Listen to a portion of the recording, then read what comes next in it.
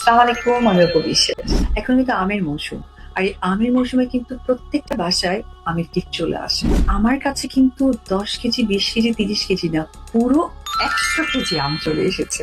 আর এই আমটা কিন্তু আম পাঠিয়েছে অপু বিশ্বাসের জন্য প্রায় 1 কেজি আম তালপথির দ্বিতীয় স্বামী। এতগুলো আম একসঙ্গে পেয়ে বেশ আনন্দিত ঢালিউড কুইন অপু বিশ্বাস। তিনি বলেন, আমার দ্বিতীয় স্বামী সবসময় আমার খেয়াল রাখে এবং দায়িত্ব পালন করে। আমার মতো একজন ডিভোর্সি নারীকে কেউ এতটা ভালোবাসতে পারে, এটা আমি কখনো ভাবিনি। আমি এই জন্যই তাকে অনেক বেশি স্যালুট করতে চাই যে একটা মেয়েকে অসম্মানিত করার ট্রাই করে। আলটিমেটলি বিয়ে হলো না বা বিয়ে থেকে সে নিজেকে আড়াল রেখেছে তা কিন্তু সে করে। অপুকে প্রশ্ন করা হয়, আপনার দ্বিতীয় স্বামী আপনাকে গহনা দিচ্ছেন, জায়গা জমি কিনে দিচ্ছেন, আর এখন আবার প্রায় 1 কেজি আমও উপহার দিলেন। এত কিছু পাওয়ার পরও আপনি কেন এখনো তাকে বিয়ে করছেন না? জবাবে অপু বলেন, সবকিছু লুকিয়ে লুকিয়ে গোছানো হচ্ছে।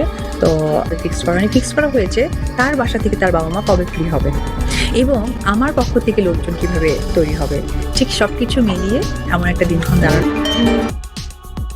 সাংবাদিকরা অপুকে আরও প্রশ্ন করেন, আপনি যদি খুব শিগগিরই দ্বিতীয় বিয়ে করেন তাহলে আব্রাহাম কার কাছে থাকবে, আপনার কাছে নাকি শাকিব খানের কাছে? এর উত্তরে অপু বলেন, কন্টিনিউ দেখা হওয়ার দরকার নেই, 2-4 দিন পর দেখা হতে পারে এবং ছেলেকে নিয়ে যেন কোনো খাতা কলম প্রেস না আসে। এটা আমার জন্য যতটুকু লজ্জা ছিল ওর জন্য এটা কষ্টের। অপু বিশ্বাসের এই বক্তব্য নিয়ে নানা আলোচনা চলছে। অনেকের মতে জীবনে নতুন করে সুখ খোঁজার অধিকার সবারই আছে। একা থাকার চেয়ে নিজের ভবিষ্যৎ নিয়ে নতুন সিদ্ধান্ত নেওয়াটা স্বাভাবিক বিষয়। তাই দ্বিতীয় বিয়ে নিয়ে অপু বিশ্বাসের সিদ্ধান্তকে অনেকে ইতিবাচকভাবেই দেখছেন।